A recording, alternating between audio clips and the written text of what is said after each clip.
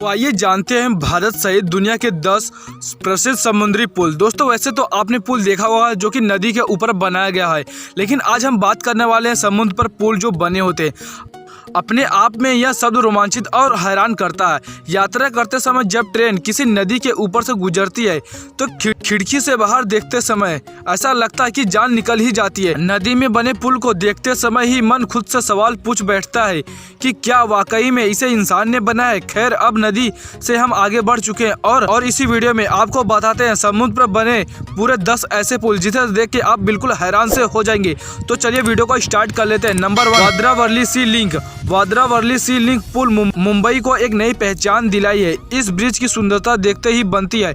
यह भारत का सबसे लंबा समुद्री ब्रिज है। यह ब्रिज भारत के 10 आधुनिक अजूबों में गिना जाता है, जिसका नाम राजीव गांधी सेतु है। यह ब्रिज माही वे पर वाद्रा को वर्ली से जोड़ता है और इस ब्रिज की लंबाई 5.6 किलोमीटर है। और इस पुल की खास बात यह है कि यह ब्रिज 8 लेन ट्रैफिक को कंट्रोल करता है। इस ब्रिज के माध्यम से 45 मिनट का सफर मात्र 6 मिनट में पूरा हो जाता है। कहा जाता है कि इसका निर्माण में कम से कम 10,000 लोग लगे थे। दोस्तों अब बात करते हैं दूसरे नंबर पे आता है पंबन रेल ब्रिज। यह ब्रिज भारत का पहला समुद्री ब्रिज है। इस ब्रिज को इंदिरा गांधी ब्रिज भी कहा जाता है। यह भारत का दूसरा सबसे लंबा समुद्री ब्रिज है। इसकी लंबाई 2.3 किलोमीटर है। यह रामेश्वरम को पंबन आइलैंड से जोड़ता है। इस पुल को सन 1914 ईस्वी में यातायात के लिए खोला गया था। इस पुल से मालवाहक जहाज, मछली पकड़ने की नौका, तेल से टैंक आदि गुजरते हैं। करीब 102 साल पुराने हो जाने के बावजूद भी इस पुल की स्थिति अभी भी बेहतरीन बनी हुई है। दोस्तों बात करते हैं तीसरे नंबर की। तीसरे नंबर पे आता है वाशी ब्रिज। वाशी ब्रिज का निर्माण 1987 ईस्वी में मुंबई शहर से नवी मुंबई को जोड़ने के लिए किया गया था। इस ब्रिज को मुंबई और नवी मुंबई को जोड़ने के लिए मुंबई में प्रवेश का चौथा पॉइंट है। इस ब्रिज को ठाणे क्रीक ब्रिज के नाम से भी जाना जाता है। यह ब्रिज 1837 मीटर लंबा है तथा इस पुल को हजारों की संख्या में रोज गाड़ी का आवागमन होता है। इससे मुंबई से नवी मुंबई जाने वाले लोगों के लिए काफी आसान हो लगता है। तो अब बात करते हैं तीसरे नंबर पे अरोली ब्रिज। इस ब्रिज को अपनी एक अलग पहचान है। इस ब्रिज की सुंदरता देखते ही बनती है। यह दूसरा ऐसा ब्रिज है जो मुंबई को नवी मुंबई से जोड़ता है।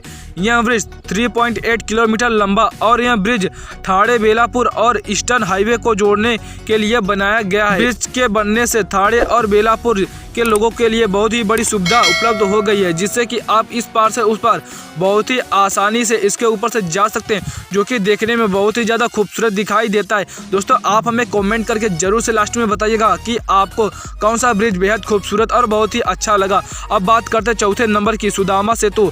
दोस्तों यह सेतु भक्तों के लिए द्वारका से समुद्र पर बनाया देश का एक पैदल यात्री रोप ब्रिज है। इस ब्रिज को लोग सुदामा सेतु के नाम से जानते हैं। इस पुल के जरिए भगवान द्वारिकाधीश का दर्शन आसानी से किया जा सकता है। भक्तों को 5 कुएं के दर्शन के लिए अब तक जान जोखिम में डालकर नाव व अन्य बोट से जाना पड़ता था, लेकिन इसके बन जाने से अब दर्शनार्थियों को परेशानी दूर हो गई है। इस रोप ब्रिज में एक खास तरह के केमिकल का प्रयोग किया जाता है, जिसके बारे में कहा जाता है कि यह पुल कभी भी जंग नहीं लगने देगा। तो इस तरीके से इस पुल की सुरक्षा भी की जाती है, जिससे कि अगर आप इस पे पैदल चलते हैं तो आपको बाहर के सीन देखने में बहुत ही ज़्यादा मज़े आते हैं।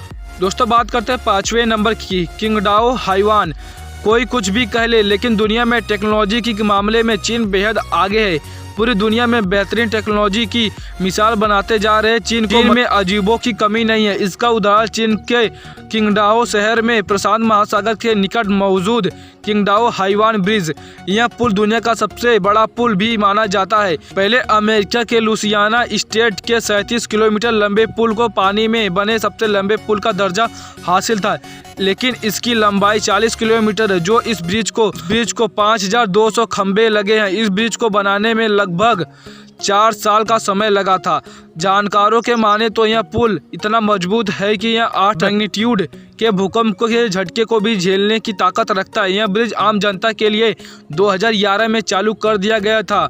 यह पुल 8 लेन का है और इस पुल के बनने से किंगडाओ सिटी और हुआंगडाओ के बीच 120 किमी की दूरी बस कम हो गई है। बात करते हैं 6वें नंबर की आर्य सूद पुल। अंदर पर बना यह पुल डेनमार्क और स्वीडन को जोड़ता है। यह पुल का निर्माण 1995 ईस्वी में हुआ था, जो अगस्त 1999 में पूरा हो गया था। इस पुल की बनावट बेमिसाल है। इस पुल की लंबाई की बात करें तो यह 7.8 किलोमीटर है।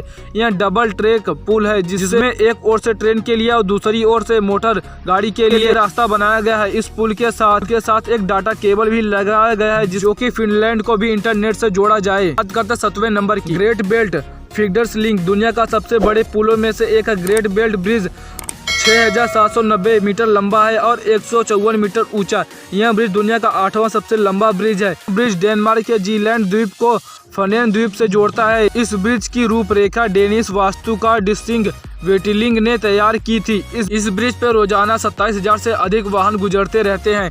दोस्तों बात करते हैं आकाशी काइयो पुल जो कि जापान में है। जापान की तुलना दुनिया के बेमिसाल समुद्र पुल से भी होती है। यह ब्रिज आधुनिक इंजीनियर के बेजोड़ नमूने हैं। यह ब्रिज 1998 में बनकर तैयार हुआ था। इस ब्रिज को पर्ल ब्रिज के नाम से भी जाना जाता है। इस ब्रिज की खास बात यह है कि यह बिना खंभों के सहारे खड़ा है। इस ब्रिज की लंबाई की बात करते हैं 1991 मीटर लंबा है और यह ब्रिज कोबे शहर से आवाजी आइसलैंड को जोड़ता है। तो दोस्तों इन ब्रिजों में से आपको कौन सा ब्रिज पसंद है हमें कमेंट करके जरूर से बताइएगा। चैनल पे पहली बार चैनल को सब्सक्राइब कर लें। मिलते हैं नेक्स्ट वीडियो में, तब तक के लिए जय हिंद जय भारत।